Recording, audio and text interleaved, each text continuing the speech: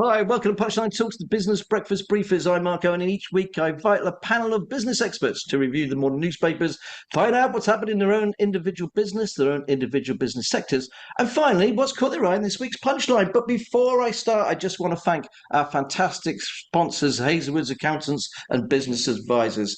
Okay, let's meet the panel. We've got Peter Langley-Smith. He's the Managing Director of Reef Partners. That's the company behind the £107 million city centre regeneration project, the Forum. That's that big red brick building that's come out of nowhere.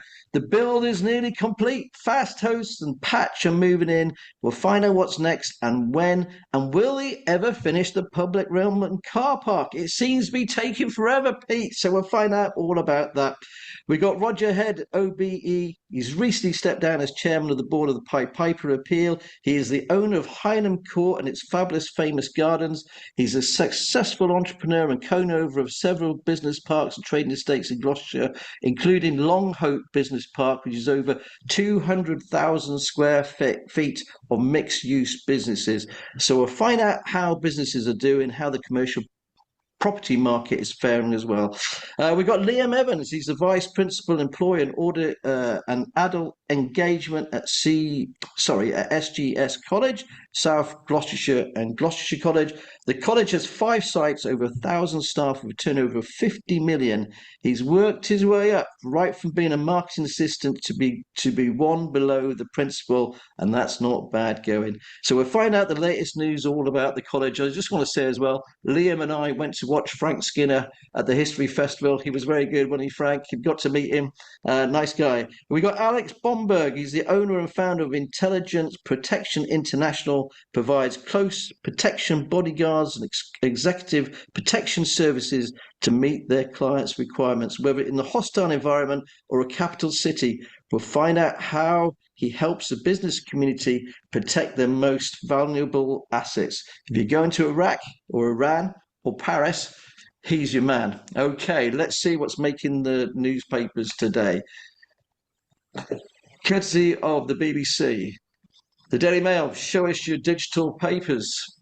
We've got the Daily Telegraph, Starmer, Labour got it wrong on migration. The Metro, compulsory digital IDs are on the cards. The Brick Card digital ID will make law for adults that are bid to tackle small boats. The Mirror, playing the brick card. The Times, digital ID card scheme will confirm right to work. The Guardian, Microsoft blocks Israel's use of its technology for mass surveillance. The Star, Kia's card trick. The Sun, completely off piece. It's because I'm having a midlife crisis. This is all about LEG. Do we really care? I don't think so. The Financial Times, burn and borrowing spree with rock gilts and hurt sterling. The Daily Express, schools should ban phones to protect nation's pupils. And that is the roundup. It's really all about ID cards today, isn't it? But let's see. Pete, what have you picked out from the papers, please? And Well, welcome, by the way, to the show. The morning, thank you. And I guess of interest for me this week, and some parallels with the real estate industry, where my main area of focus is the cyber attack on Jaguar Land Rover, which has obviously crippled their business and the manufacturing in their plant and their associated businesses. It follows well-known attacks, highlighted attacks on the likes of Co-op and M&S earlier this year.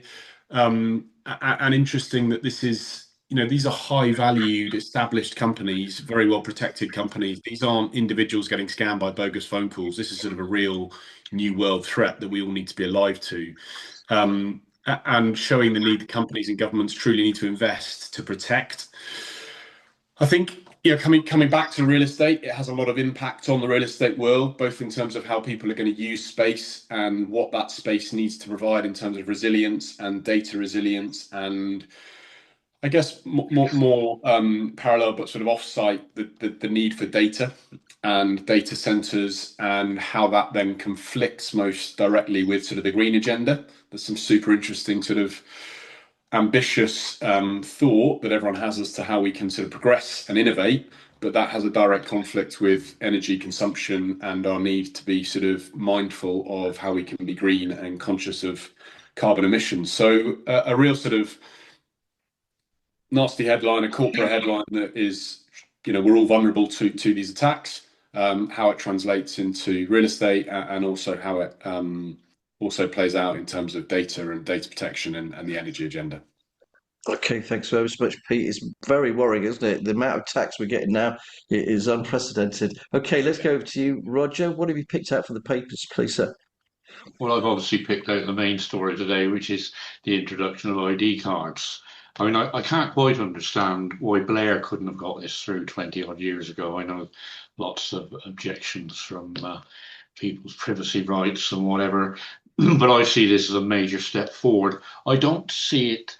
It's being sold almost to curb and to control some of the immigration problems that we have, but I think the implications are much wider. I believe that it can add an extra layer of security to all sorts of things. I believe it ought to be mandatory on all telephones. That's the pay-as-you-go phones and all that ought to be part of, actually making the phone work, if you like. I could see it stopping all sorts of fraud and scams, because people are more excited. You'll know where they are and who they are.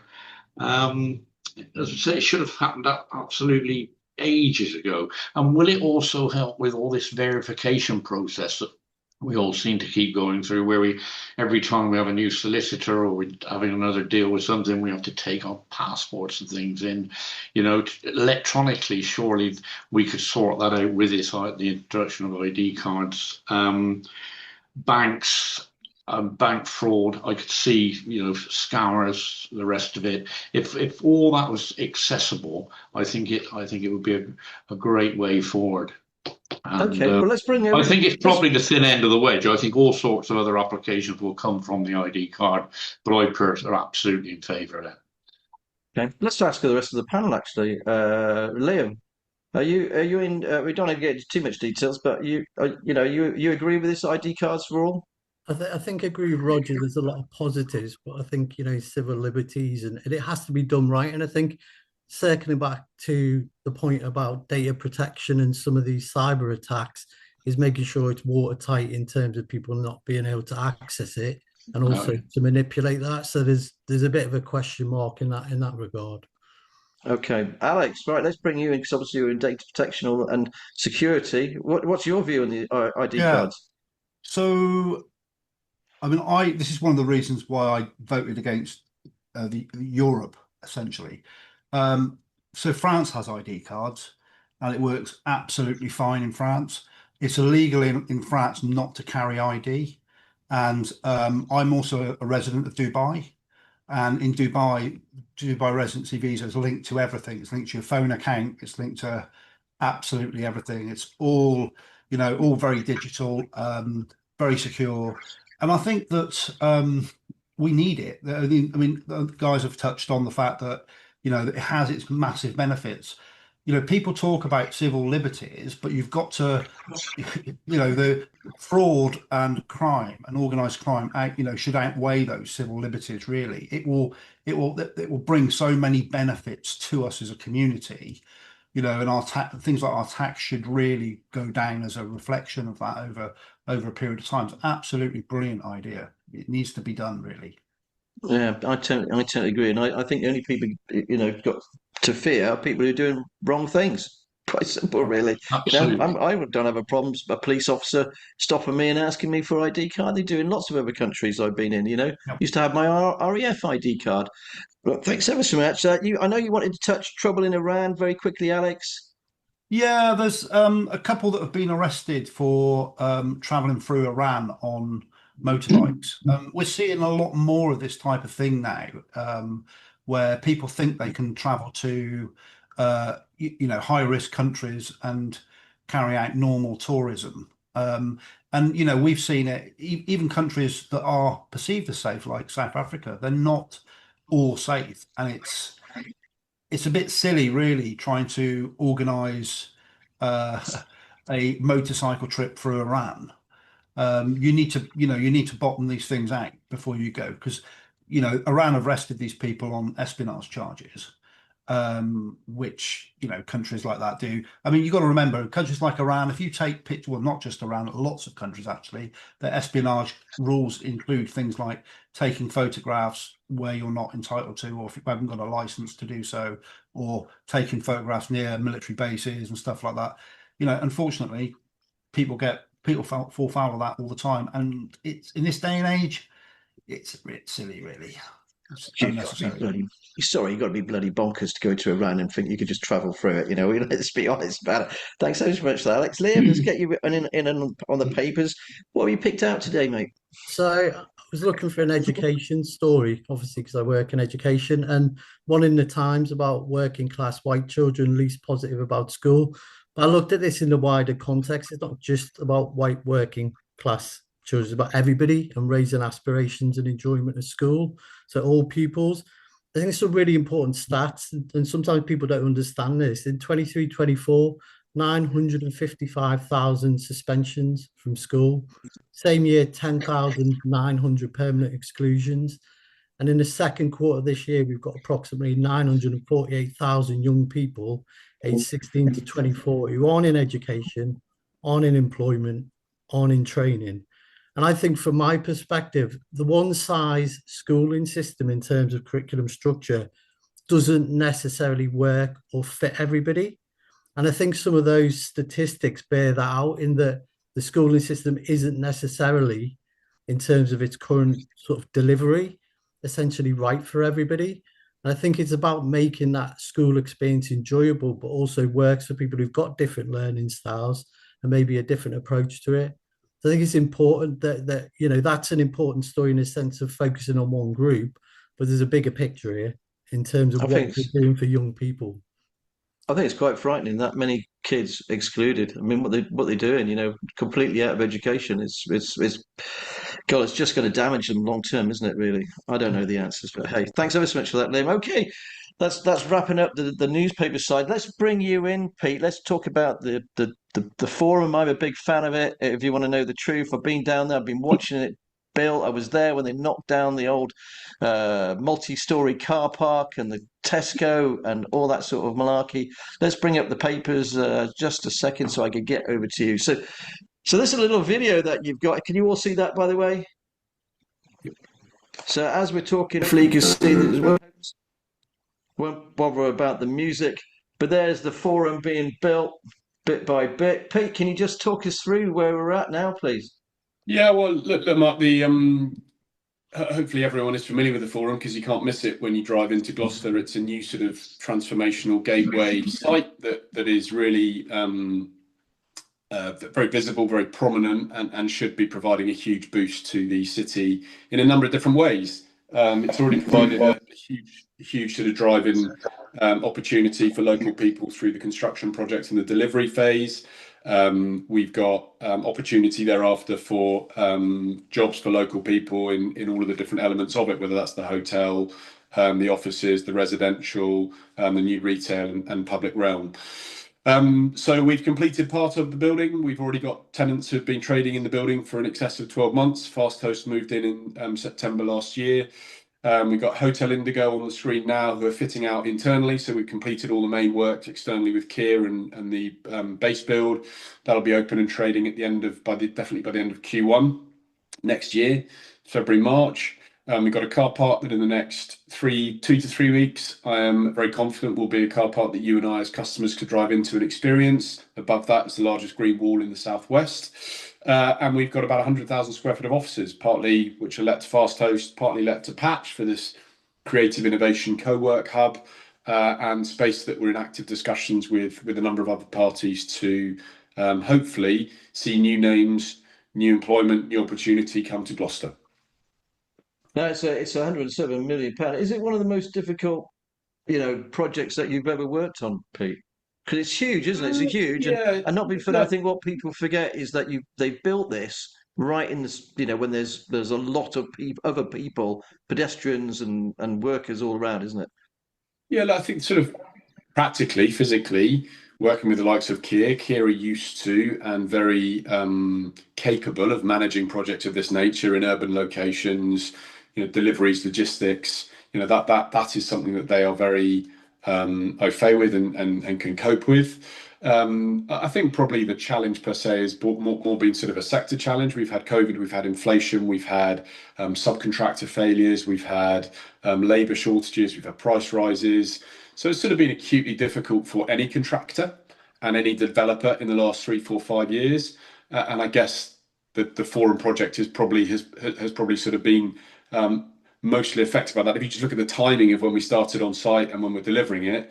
But I'm pleased to say that sort of quality and end product hasn't diminished through that process. Yes, we would have liked it to have been finished sooner. Yes, there's been some challenges. Will it be as we all hoped for and as expected when it's completed? I am super confident we will be, and it's something that I know will provide a physical legacy and something that can really sort of propel some positive energy into the city centre. I'm hopeful of that. I think it's going to be a complete game changer. The pleasure to really to meet Freddie Floyd or Fjord, I think his name is, from Patch. What a dynamic, energetic, enthusiastic man for this city. I tell you what, we're going to have an advocate like that. We're going to bring more people like that in. Same as Rupert Bedell from Fasthosts. I think it's just brilliant. So good on you, Pete, and I hope it goes well. I know we've talked a lot in the past, and I look forward to the next phases. Really, have you got anybody else lined up after Patch? Couple of active conversations for office space at the moment, sort of very advanced conversations, which are really promising. We've got a number of viewings in the next 2 or 3 weeks. So it's one of those things when the physical real estate's almost complete, it's easier to see it, touch it, feel it, and understand it. And hopefully that will drive some really positive momentum as well.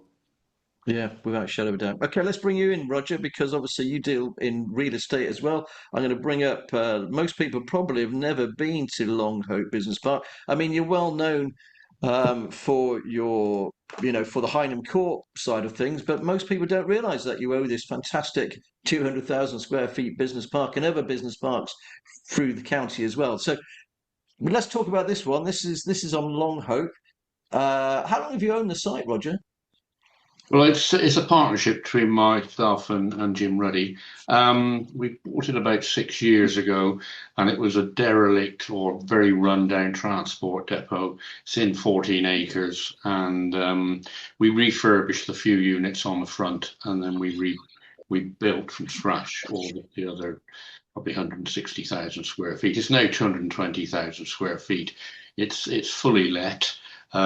We've unfortunately one of our tenants has just gone bust, as you probably know, Vasarian, but we relet that space immediately. So it's a very popular location. It's got great access, and we're incredibly pleased with it.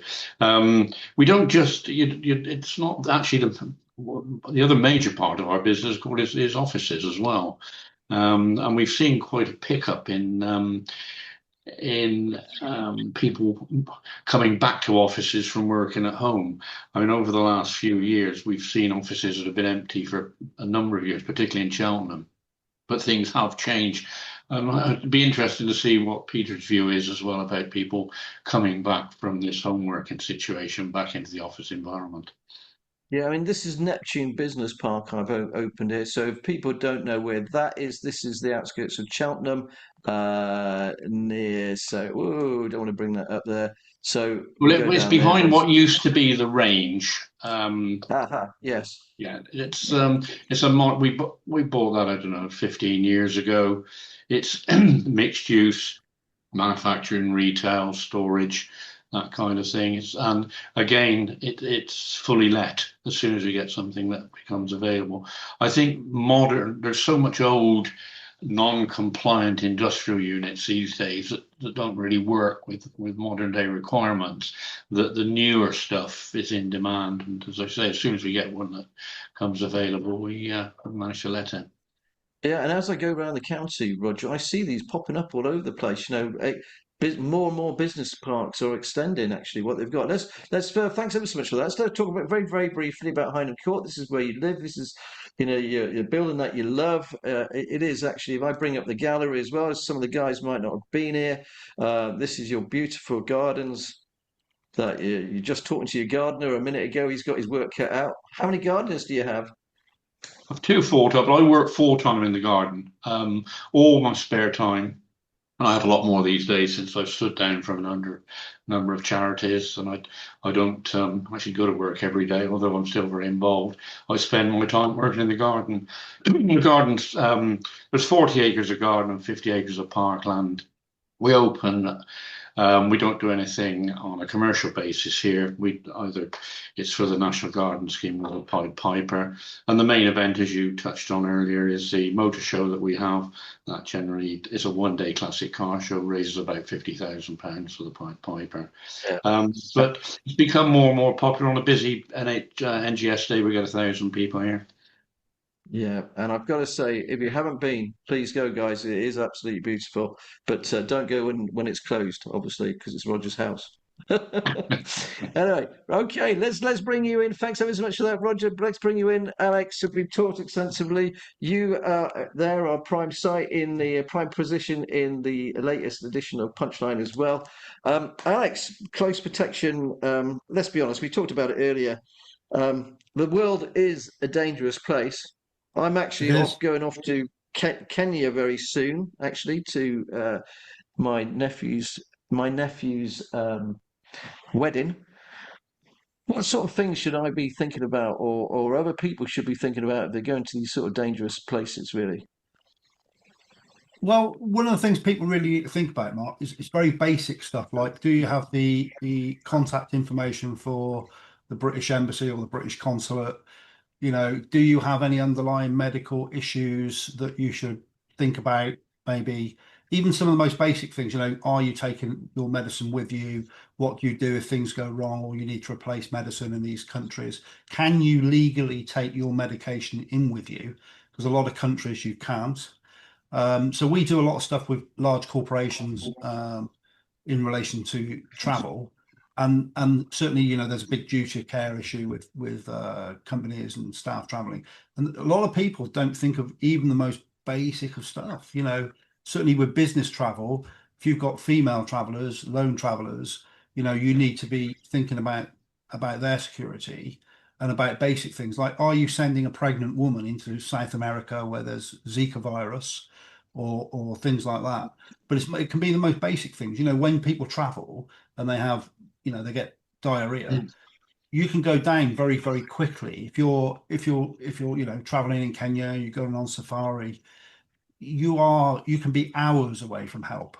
You know, really, certainly hospital help, you can be hours away from that. So it's knowing the basic things like that, Mark, really, that and being really sensible and not, you know, not sort of having any sort of peer pressure or not subjecting yourself to any peer pressure if you don't feel very well when you're traveling.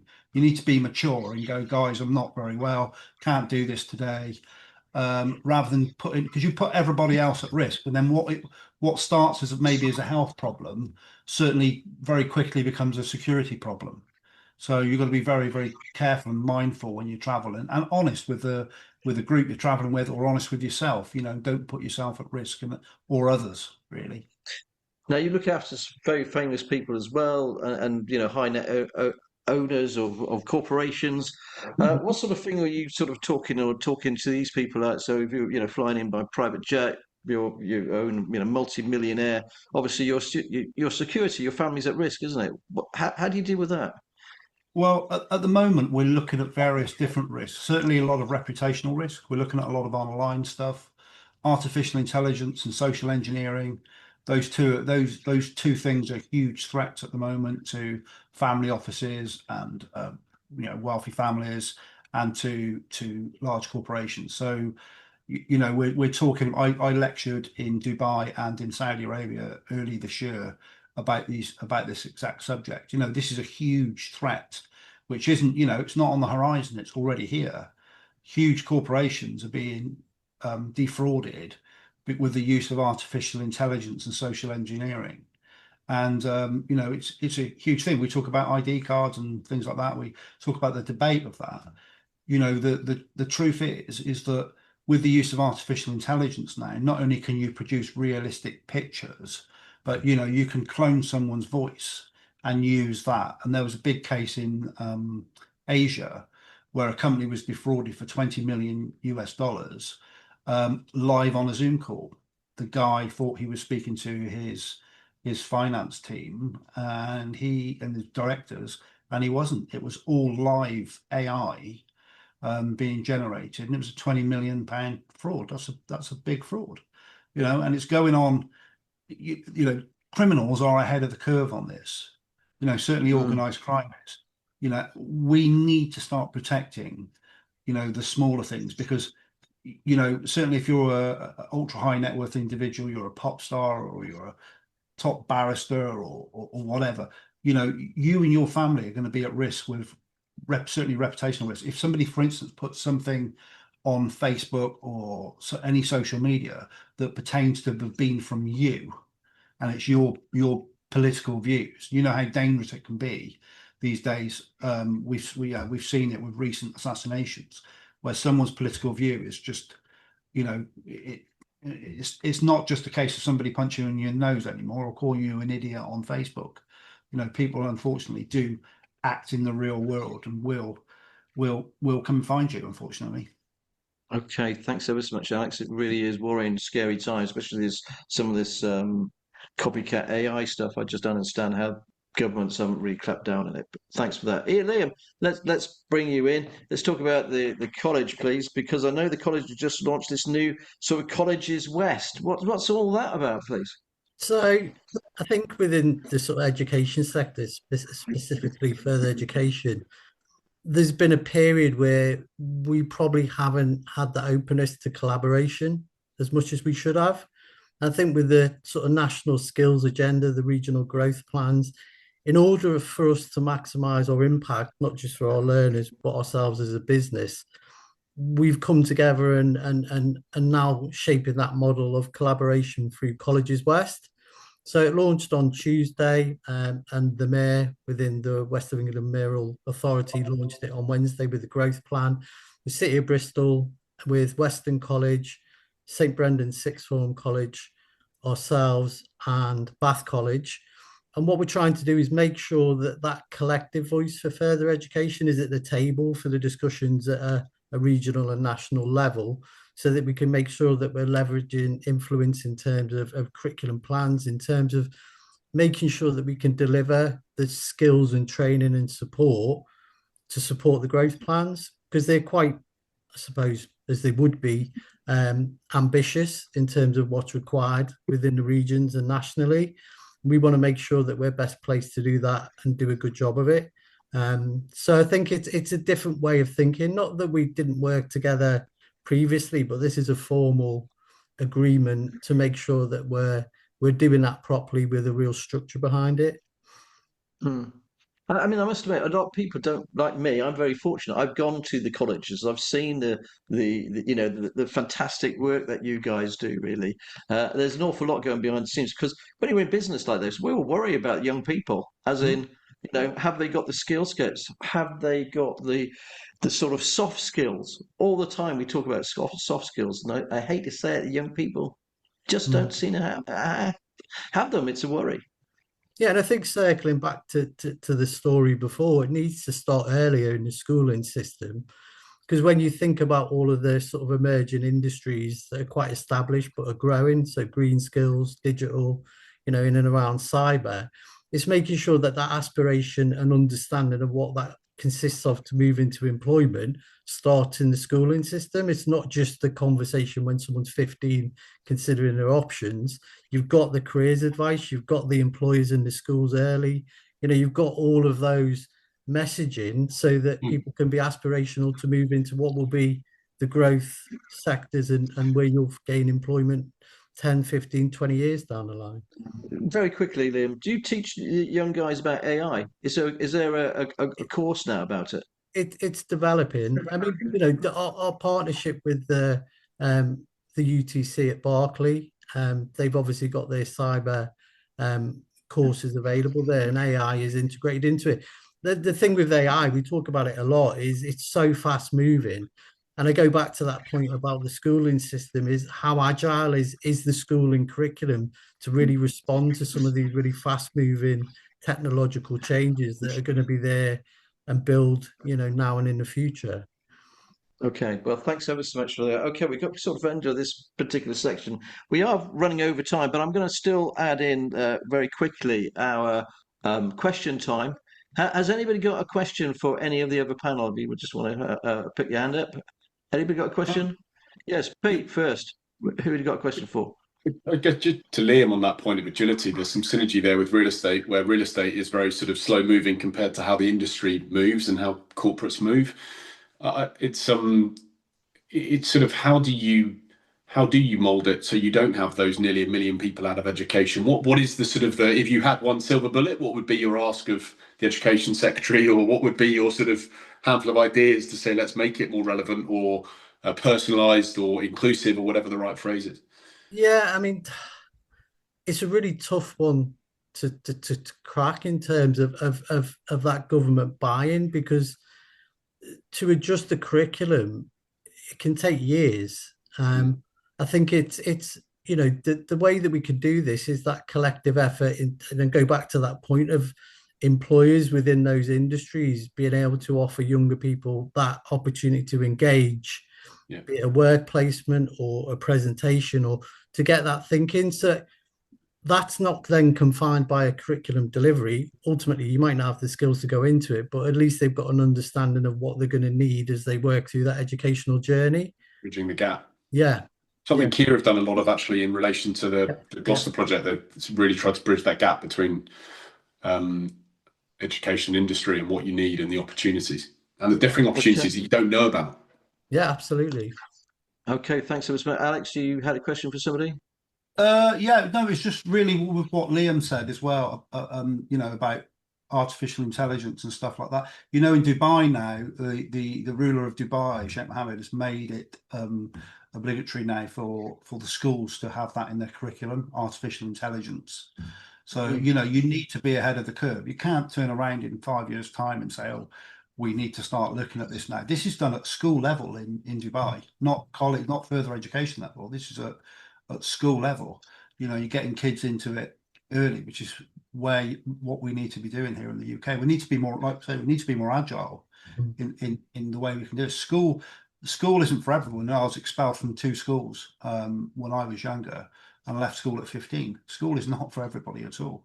We need to find a different path in the UK, really. To be globally competitive. Sorry, Pete, what did you say? Just the example of that, changes of AI being in the curriculum in the Middle East is and the comment that Liam makes about how slow things to change are here. We won't be globally competitive. If you look at energy demand, even in the Times this morning, BP boss saying that AI will take up 10% of UK power. They're predicting that to be 40-50% in the US. They are just ahead of us in terms of knowing what they're going to need and the exponential growth that is expected. We will not be competitive as a result if we don't foresee these challenges. Okay, Roger, I know you had a question to Pete, I think, are people going back to the office, or how did you think? I think you mentioned that earlier, very quickly. Yeah, just are you disappointed with the amount of interest that you've had in the take up of the offices? I mean, I think it's a wonderful development. It's great for Gloucester, the forum. Are you finding it hard though, letting the space? Look, if we were sat here having completed the building 2 months ago with it fully occupied, we'd be very, very, very surprised. So we never thought we'd finish it and it would fill in a month. There is always a steady state to take up.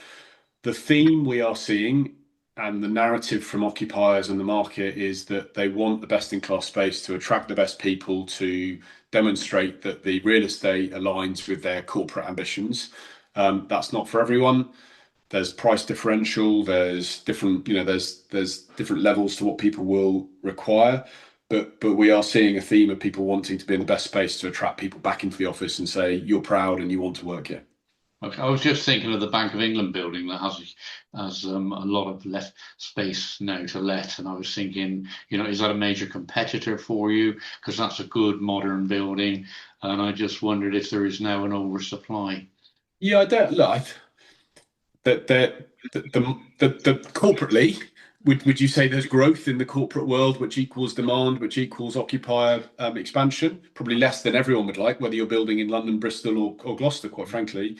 I don't think there's oversupply, and I think there is different levels of supply and different type of supply. Okay, thanks ever so much, guys. Okay, we're kind of running out of time, so we're just wrapping up with a pick of the punchlines. Liam, I'm going to start with you, actually. What have you picked out from this week's punchline, please?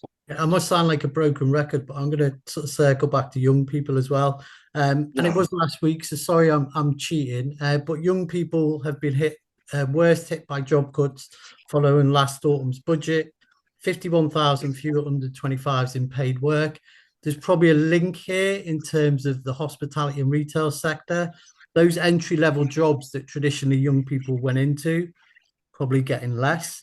And also, when we think about the investment that's going into some of these new industries like Golden Valley, big investment, I think companies need to think about what are the entry points for young people just so they can get experience and to give them a chance. Yeah, we've actually done it. I just going to be really, really hard for people to get a first job nowadays. I think Rachel Reeves with her minimum wage has killed it, to be honest with you. Alex, let's bring you in. What's your pick of the punchlines, please? Thanks, by the way. You've got a great article about Ask Tarrier closing Cheltenham. And, it concerns me that, we're losing a lot of these brands off the high street. Yet, it's a difficult market out there at the moment. It's when you see a brand like that, a large established brand, closing down, you've got to ask, what is going on with the high street? Have our habits really changed that much since, COVID finished? It's a bit of a concern, really. I've got a big concern actually with the prom because, we've got Tesco Express moving in the prom. I don't think that's a great idea. It's a third Tesco Express in the middle of Cheltenham. But that is the high street. Roger, thanks for that. Roger, what have you picked out from Punchline, please? I just quickly picked out the Gloucester History Festival. I've been going for a number of years, and it's growing. It's brilliant. Huge effort being put into it. I was impressed with the new initiative with free tickets for teachers and students. We've got a wonderful venue, and congratulations really to Richard Graham and the team for putting on a great one this year. I went to a few of them, and I never failed to be impressed. I went to 4 different talks, and I must admit, Richard Graham's was the best. I even put him over Frank Skinner's. I thought he was absolutely fantastic. I shouldn't say that, but well, he was. Frank Skinner was good, wasn't he, Liam? He was good. It was very funny, but yeah. I still think Richard's was better. If you want to know the truth, thanks ever so much for that. And just to say that Punchline does sponsor the History Festival, by the way. Pete, what have you picked out for this week's Punchline? Quickly. Final one from me. Jane's Pantry, close to my heart and my belly. I've probably been visiting Jane's at least once a month for about the last 10 years, every time I'm in Gloucester, and it's obviously recently been sold to Percy's, who are based in Yeovil. Let's hope that there is some an adequate injection of sort of finance and resource to make sure that Jane's can still sort of satisfy me and my needs when I'm in Gloucester. Okay, what's your favourite cake, mate? I like the Danish buns with the icing on. And do you know they make them in Gloucester, actually, just off Bristol Road? Yeah. 110 people work there. Anyway, that's all we got time for. I just want to thank our fantastic panel. Thanks ever so much for joining me today. My wonderful sponsors, Hazelwood's Accountants and Business Advisors, and all of you for watching. If you enjoyed the show, please like, share, and subscribe, and we'll be back again next year. But not next year, but next week. But in the meantime, please remember, it's all in the Punchline. Thanks ever so much for watching. Bye.